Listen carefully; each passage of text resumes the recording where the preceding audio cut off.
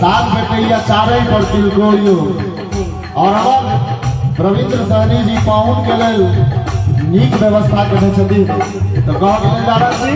इतना पाहुन जब पहुंचेगा मैं रिश्ते का खोल रे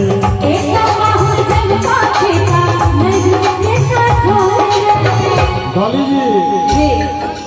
स्वागत में मिलते हैं पानी आधा स्वागत में मिलते हैं पानी और हमार कृष्णा जी जो सुने था